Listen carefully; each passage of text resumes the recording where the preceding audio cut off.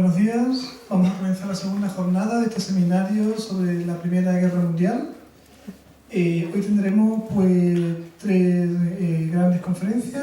En primer lugar, la de Andrés Sáez, que es profesor del Departamento de Ciencias Sociales aquí de la Universidad de La Frontera. Él es magíster en estudios históricos en Historia Antigua por la Universidad de Barcelona y también es doctorado en Historia por la misma Universidad Española. Él expondrá el tema Francia, el camino a la Primera Guerra Mundial, y a continuación escucharemos al profesor Hernán González, que es también profesor de Geografía e Historia por la Universidad de La Frontera. Él es magíster en Historia por la Universidad de Bio Bio y actualmente imparte clases en el Colegio Montessori y en la Universidad Católica de Temuco, concretamente en la Pedagogía Básica Intercultural. Su conferencia lleva por título El Imperio Otomano en la Primera Guerra Mundial. Cuando terminen los dos expositores, tomamos un café y de nuevo volveremos a escuchar la conferencia del profesor de la Universidad de Chile, el profesor Martínez. Y sin más, comenzamos en primer lugar por el profesor Andrés Sáez con su conferencia sobre Francia. Muchas gracias. Bueno, buenos días. Como bien anunciado el profesor, el tema de la exposición que voy a presentar en estos instantes es la denominé Francia y el camino a la Primera Guerra Mundial, relacionada en el fondo en cómo Francia, como actora de las relaciones internacionales de Europa y cómo eso va a llevar obviamente al desenlace, ¿cierto?, de que en agosto del 1914 ya se declarara la guerra, obviamente, las grandes potencias en Europa. Sé que los estudiantes están extrayendo por qué no estoy hablando de Roma, ¿cierto? Y también están extrayendo por qué no Roma ganó la Primera Guerra Mundial, pero en clases ustedes saben que los franceses eran galos y los galos fueron romanizados, así que no tienen la relación. Así que eso en primer lugar. En primer lugar, señalar un poco cómo era Francia hacia el año 1870, ¿cierto? Ahí hay dos figuras que van a dominar el panorama político francés a lo largo de todo el siglo XIX, ¿cierto? En primer lugar tenemos a Napoleón, que ustedes saben que ya se termina un ciclo con él en 1815, después de Waterloo, ¿cierto? Francia pasa por distintos avatares, principalmente la restauración borbónica y posteriormente la llamada monarquía de julio, ¿cierto?, de Luis Felipe de Orleans, que termina en 1848 con las revoluciones liberales de aquel año. Posterior a eso se instala una segunda república, que es muy efímera porque aparece el personaje, ¿cierto?, que se encuentra en este extremo, Napoleón III, que mediante una especie de semi-golpe de Estado y unas maniobras plebiscitarias se declara nuevamente emperador francés y con ello se inaugura una fase denominada el Segundo Imperio Francés. El Segundo Imperio Francés puede ser caracterizado como una fase en aquel donde lo que más la caracteriza, ¿cierto?, son el crecimiento de la industrialización, preferentemente el desarrollo de un sistema ferroviario e industrial bastante primario, no a nivel de Inglaterra por lo demás, que era la potencia en boga en aquella época, y por otro lado la conversión, ¿cierto?, en Francia, después de su derrota en 1815, su conversión, ¿cierto?, en una potencia continental, la potencia hegemónica del continente, ¿cierto? Napoleón III había creído, y lo había hecho con cierto éxito hasta 1866 para ser más exacto, haber dominado el panorama de la escena política internacional europea, ¿cierto?, controlando un poco el crecimiento del naciente Reino de Italia, en ese instante Piamonte-Cerdeña, que estaba en proceso de unificación del Reino de Italia, y por otro lado Prusia, ¿cierto?, que estaba en sus intentos por unificar el mundo germano, ¿cierto?, en un estado unificado que a la postre se transformaría en el Segundo Reich alemán. La Francia de Napoleón III, por lo demás, trató de buscar este poder hegemónico, pero le salió muy mal la jugada, ya que en 1866 austríacos y prusianos se enfrentaron en una guerra, que sería por lo demás también de muy corta duración, muy contraria a la Primera Guerra Mundial, y los prusianos demuestran, ¿cierto?, su poderío al derrotar a los austríacos en Sadowa y con ello ya literalmente dejar de lado el poderío que había ejercido Austria-Hungría en Europa Central. Francia, que quería mediar en esa disputa entre austríacos y prusianos y creyendo que la guerra iba a ser muy larga, nuevamente sí, no le salió muy bien la jugada, y Francia finalmente debe recular, no intervenir en los asuntos de Prusia, y Prusia inicia, ¿cierto?, un salto cualitativo y cuantitativo que lo va a llevar finalmente a producir ya su unificación. De hecho, los franceses muy afectados crearon un dicho, ¿cierto?, tenemos que vengar Sadowa, ¿cierto?, para referirse a aquí. En 1800 70, ¿cierto? Más o menos esa es la realidad, ¿cierto? de los diferentes estados alemanes existentes en la actual Alemania, por decirlo en cierto sentido, muy fragmentaria, ¿cierto? Donde el principal estado, ¿cierto? Era Prusia, que tenía posesiones tanto hacia Oriente como hacia Occidente, ¿cierto? Y era gobernado por la dinastía de los Hohenzollern, ¿cierto? Que ya hemos mencionado nosotros, Guillermo II, ¿cierto? Que es el último monarca de aquella dinastía. Prusia comienza a crecer, se genera una disputa sucesoria en España, particularmente por qué candidato de qué familia europea va a regir los destinos de la monarquía hispana, que entonces se encontraba vacante por diferentes situaciones internas, ¿cierto? Y eso ofrecía esa corona a un rey de España, a un príncipe de la corona de Prusia, a un príncipe de Hohenzollern. Eso genera cierto pánico en Francia, y Francia va a intentar evitar la jugada que están haciendo los prusianos. ¿Ya? Ellos empezaron a salir de la prensa francesa, queremos evitar el tiempo de Carlos V, ¿cierto? Ustedes recordarán cuando tanto los Habsburgos tenían su rey en España, tanto como en Austria, y empiezan a hacer una serie de jugadas diplomáticas. Pero Bismarck, el canciller de hierro de Alemania, de Prusia en esa época, empieza a tergiversar los hechos en cómo se los presenta el emperador Guillermo I de Alemania, y finalmente terminan por hacer una serie de exigencias a Prusia que nadie puede aceptar, y se declara la guerra entre ambos estados. Francia creía que la guerra iba a ser corta, le iba a ganar rápidamente, porque Prusia se trataba de un estado relativamente pequeño en comparación a ella, pero el hecho de que Francia presionara unificó a todos estos pequeños estados alemanes en torno a la bandera prusiana, y la Confederación Germana inició, ¿cierto?, una ofensiva sobre Francia. Pero a Francia le salió todo mal. El ejército francés no tenía ninguna potencia en comparación con el de Prusia. El ejército francés fue derrotado, cercado en Sedan, el emperador se rindió, se encontraba enfermo y ya tenía edad. Y finalmente, como corolario y punto final de la guerra, se proclama, ¿cierto?, el Segundo Reich alemán en Versalles, es decir, el mismo palacio que había diseñado Luis XIV, ¿cierto?, lo había inaugurado él en su época de oro, finalmente es ocupado por los eternos rivales de los franceses, los prusianos, para crear su segundo imperio. Primero era obviamente que provenía de tiempos ya medievales. Este Segundo Reich, ¿cierto?, que el que vemos ahí, ¿cierto?, ya se proclama en Versalles, hacia finales de 1870, inicios de 1871, y ya a los franceses ya no le quedaba ninguna gota de poder como para poder resistir. En Francia se instala una de las primeras experiencias comunistas de poder, ¿cierto?, la famosa Comuna de París. El resto de Francia intenta resistir, pero ya era muy poco lo que los franceses podían hacer. Como consecuencia de aquello, van a cambiar un poco las tornas del mapa europeo, ¿cierto? Si ustedes se dan cuenta, permiso de hablar, este es el mismo mapa que estábamos proyectando anteriormente. Prusia, que unifica la mayoría de la confederación de reinos germánicos, porque el imperio alemán, después el profesor Martínez, ¿cierto?, solamente va a hablar más de aquí, así que no quiero adelantar mucho. Es una confederación de pequeños estados alemanes regidos por Prusia, pero el principal hecho que le va a doler a los franceses es la anexión de este territorio que se encuentra acá, en los márgenes del Rin, ¿cierto?, las regiones de Alsacia y Lorena. Eso va a caer para los franceses perder la famosa orilla del Rin, ¿cierto?, que era un tema para ellos histórico y que provenía ya desde la época de Luis XIV. Por tanto, se entendía que Francia había perdido tanto su prestigio internacional como que había perdido también su libertad de movimiento en el extranjero. Dicho esto, Francia entre 1871 y 1914 va a desarrollar dos grandes ejes que lo podemos identificar como parte de esa política internacional francesa. Por un lado, la política interna, es decir, cómo se va a desarrollar un nuevo régimen político que se va a denominar la Tercera República, que hasta el momento, si no me equivoco, parece que es el régimen que más ha durado después de la Quinta República, que es la fase actual, que va a durar entre 1870 y 1940, cuando Francia es derrotada a manos de los alemanes en la Segunda Guerra Mundial, y se va a caracterizar por una serie de crisis constantes de tipo parlamentario, pero también de tipo de corrupción, ahí vamos a analizar y ver algunos casos, y por otro, la división de la opinión pública en distintos grupos, algo que en ese entonces solamente se empezó a dar en Francia. Y por otro lado también tenemos la política externa, en la cual se desarrollan tres tipos de políticas clave. Por una, la creación del imperio colonial, el llamado segundo imperio colonial francés, porque el primero ya lo había perdido en manos de los ingleses después de la guerra de los 7 años principalmente, si bien todavía mantenía algunas posesiones, pero siempre menores.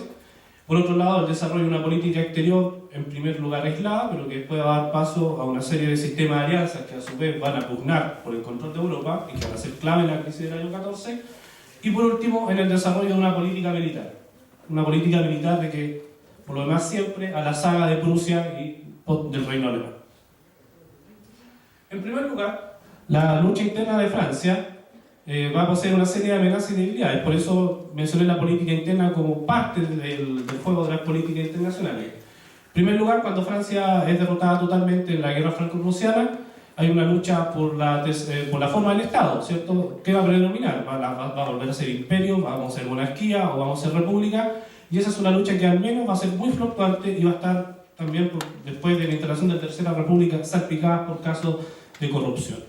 Finalmente, después de la renuncia del mariscal de campo MacMahon, ¿cierto?, que era uno de los generales de Napoleón III, que se negaba rotundamente a aceptar el estado de ánimo de la creación de la Tercera República, decide claudicar porque las elecciones le son desfavorecidas y se instala finalmente ya la lógica de que Francia deja de ser un reino y un imperio y se transforma en una república, con todos los valores que ello conlleva.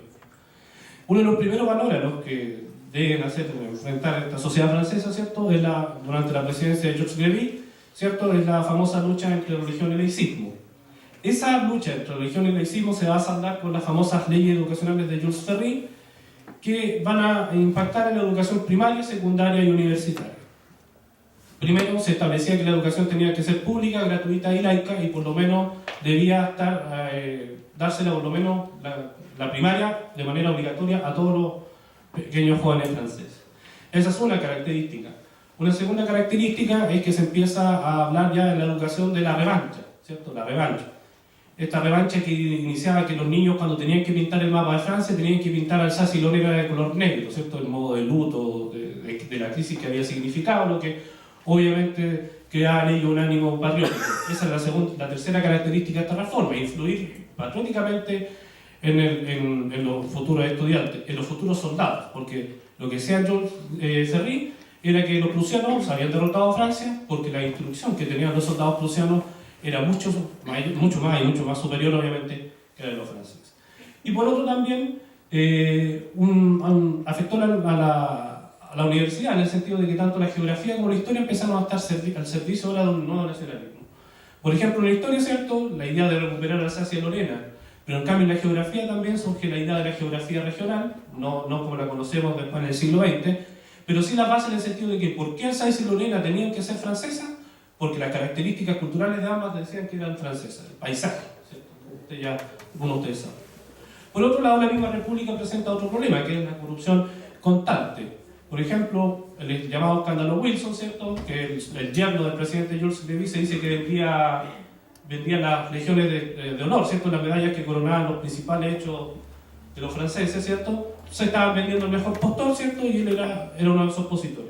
Consecuencia, cae el gobierno en la presidencia de Jules Ferry, de Grey. Por otro lado, también ocurre un escándalo con el canal de Panamá, hay muchos políticos infiltrados, y por otro, ¿cierto?, también hay escándalos también de tipo pasional, por ejemplo, como la muerte del presidente Ford, que muere teniendo relaciones sexuales, ¿cierto?, con su amante, ¿cierto?, en la oficina presidencial. Todos esos casos de corrupción no hacían más que dividir la opinión pública en la República.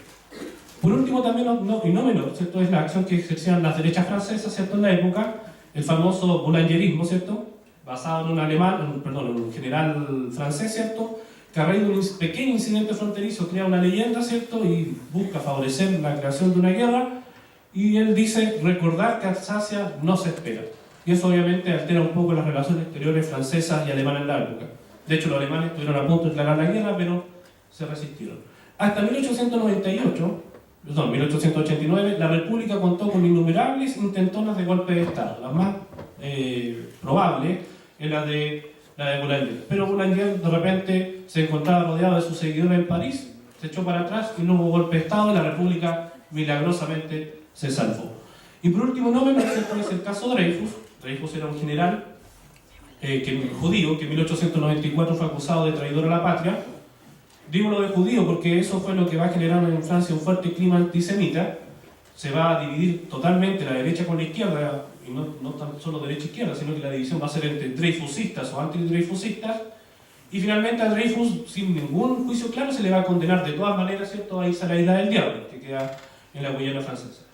Dreyfus va a ser, después será independiente del proceso, después se va a descubrir que el espía era otro, ¿cierto?, un general llamado de apellido Esterházy, de origen húngaro, y finalmente a este Esterházy no le hacen nada. Entonces quedó en un inicio en un clima de impunidad.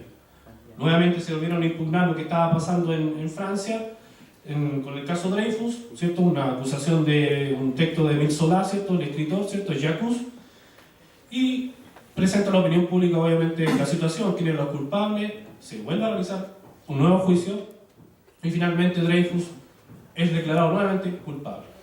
Nuevamente la opinión pública se revela hasta que el presidente de Francia decreta un indulto, pero no obstante, el mismo Dreyfus, después de haber decretado el indulto, vuelve a la Corte, en este caso el Tribunal Supremo, porque lo había juzgado un Consejo de Guerra, por ser un caso de traición y haber sido oficial, y finalmente la Corte determina de que el proceso de la Corte Militar había sido totalmente ficcioso, habían inventado pruebas, cartas, entre otras cosas, y decreta la inocencia final de Dreyfus. Al final Dreyfus participaría en la Primera Guerra Mundial y moriría en el año 35.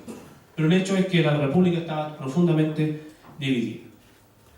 Ahora vamos a pasar un poco al tema de la política exterior, ¿cierto? En primer lugar, el Imperio francés, ¿cierto?, va a ser una válvula de escape para ese revanchismo que pintaba, ¿cierto?, en negro Alsacia y Lorena, pero que era imposible desde el punto de vista militar que los franceses puedan recuperar Alsacia y Lorena.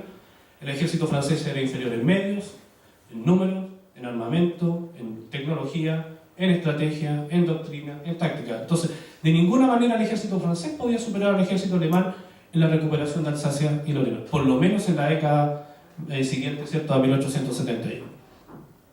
En 1873, ya una vez pasada la crisis, ¿cierto?, de la derrota, Paul Leroy-Beaulieu, ¿cierto?, propone un libro, La colonización de las naciones modernas, y él dice: la política continental nos ha prevalecido. Ella ha durado 200 años, encadenando a nuestro país a disminuir su prestigio y empequeñecimiento en nuestro territorio. Entonces lo que tenían que hacer los franceses era olvidarse de Alsacia y Lorena, que no iba a ser recuperada nunca más, y lanzarse en la conquista de un imperio colonial. Nuevamente, como Francia era un país muy dividido, nuevamente esto tampoco tuvo el consenso que se esperaba, como si lo hubiera tenido, por ejemplo, en Inglaterra o en otra región. Dentro de ese contexto, en 1885 se produjo un serio debate parlamentario sobre las elecciones que los franceses habían realizado en Argelia y en Túnez, y también en Vietnam, ¿cierto?, Annam, Tonkin.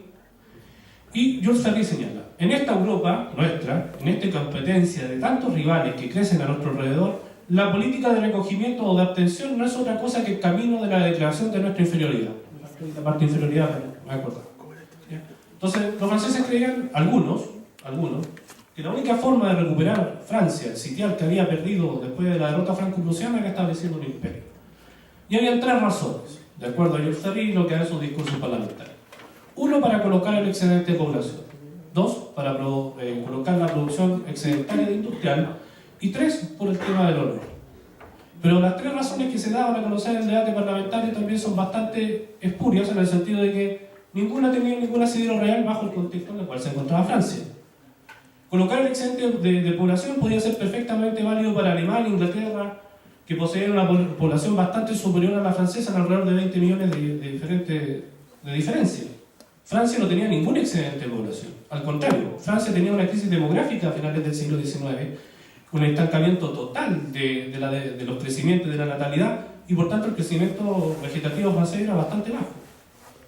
Entonces Francia no tenía ningún excedente que colocar en ninguna parte del mundo.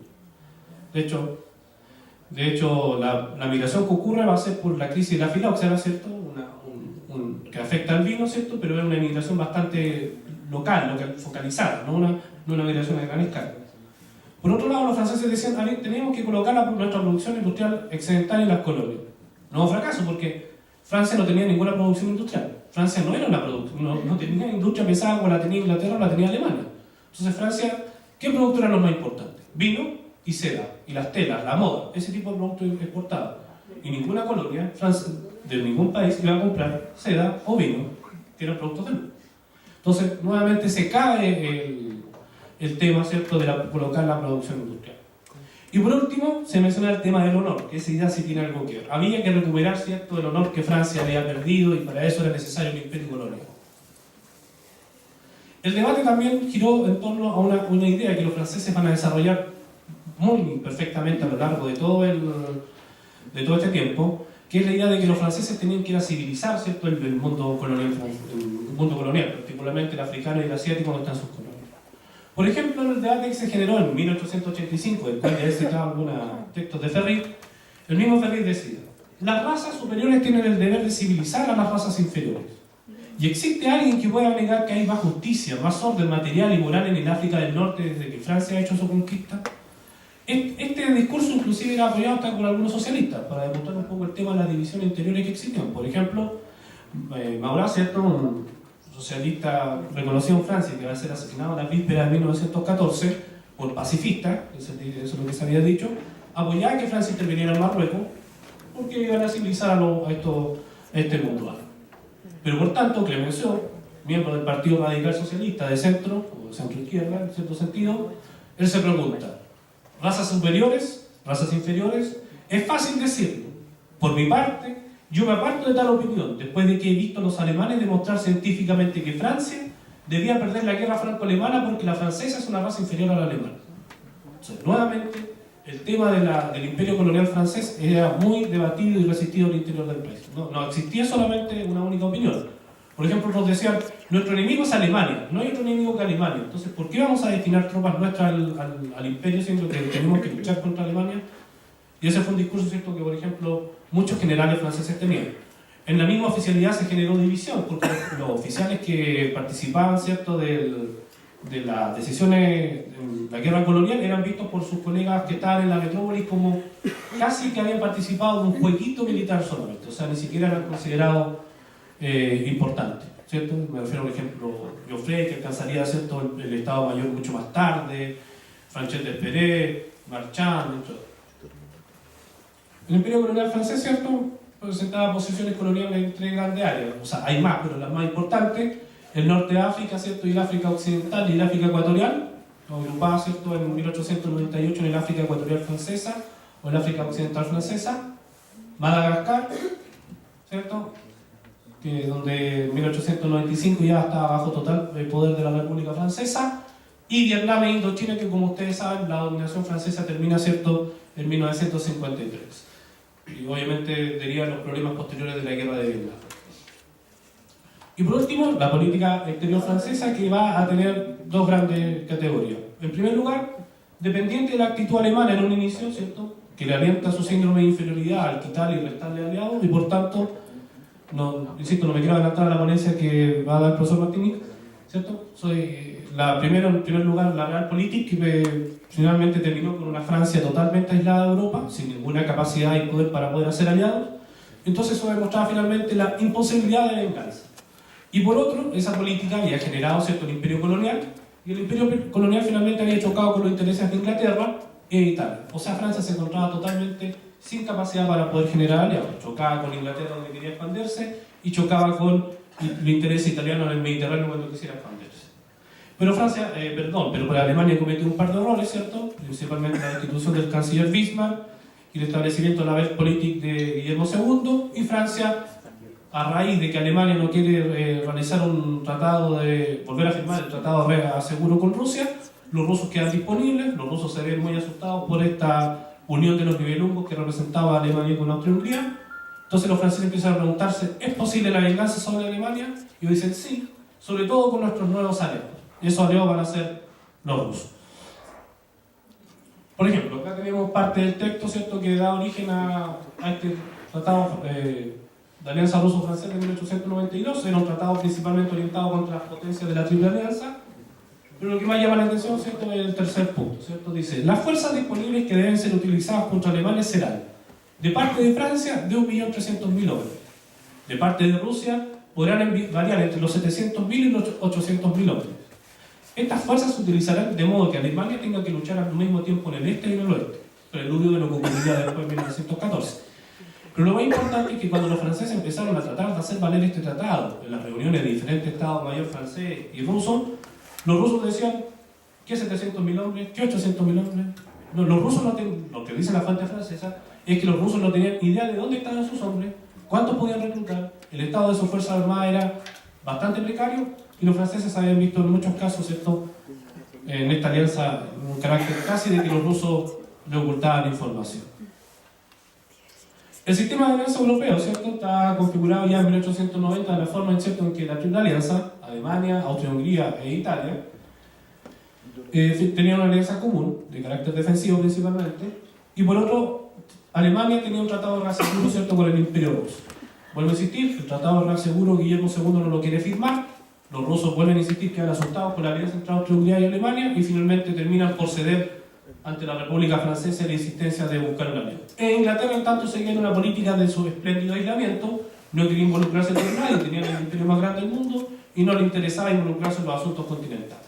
Se vieron, de hecho, en la guerra de 1914, como ya algunos de ustedes sabrán, se vieron obligados a intervenir cuando invaden Bélgica, ¿cierto?, que se había firmado un tratado internacional el año 1836 para que Bélgica fuera simplemente una potencia neutral respetada por todos. Pero los alemanes no respetaron y eso los ingleses se vieron obligados a intervenir. ¿Cuál es el problema de esta alianza con Rusia? El primero, y el más importante, es que como la Tercera República Francesa, donde existían grupos políticos que iban desde la extrema derecha hasta la extrema izquierda con representación parlamentaria, podía aliarse con un país que el zar era conocido, o sea, el nombre completo del zar era zar y autócrata de toda Rusia. Entonces, ¿cómo poder compilar esos dos problemas internos, ¿cierto?, que existían bastantes rasquemores, tanto de parte del zar como de parte de la República? Pero, ¿cierto?, el enemigo de mi enemigo es mi amigo. Francia tiene dinero, porque Francia no tenía capacidad para colocar dinero en otra parte del mundo, por la competencia. Los alemanes habían negado en cierto sentido algunos fondos a los rusos, entonces Francia tiene dineros y capacidad para financiar el crecimiento industrial ruso, naciente, principalmente ferrocarriles. Recordemos que es la época en que se está construyendo el famoso ferrocarril transiberiano. Entonces los rusos necesitan dinero y Francia está dispuesto a otorgar el dinero. Y por otro, Francia dice, nosotros les damos el dinero y los rusos tienen un mayor número de tropas, lo que compensa nuestra inferioridad numérica. Entonces los franceses dicen, bien, si es el caso de una guerra, los rusos nos ayudarán y nosotros vamos a vencer a Alemania de esta manera, rodeando. Pero ¿cuáles son los problemas de la alianza? Francia va a terminar financiando casi el 25% de la inversión total existente en Rusia. Con ello también va a surgir cierto nacionalismo ruso que se oponía a esta intervención francesa. Bueno, y también ciertos ministros que eran más pro-germanos. Recordemos que Nicolás II era pariente directo, primo de Guillermo II de Alemania.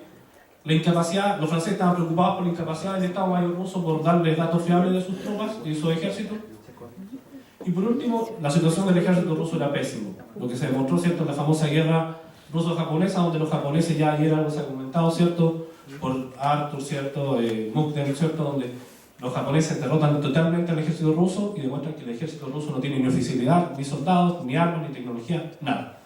Y lo que es peor, los japoneses eran aliados de los ingleses y Francia estaba buscando un entendimiento con Inglaterra, o sea, y los rusos no le habían dicho nada sobre su proceso de expansión hacia Oriente. Entonces los franceses estaban en cierto sentido asustados.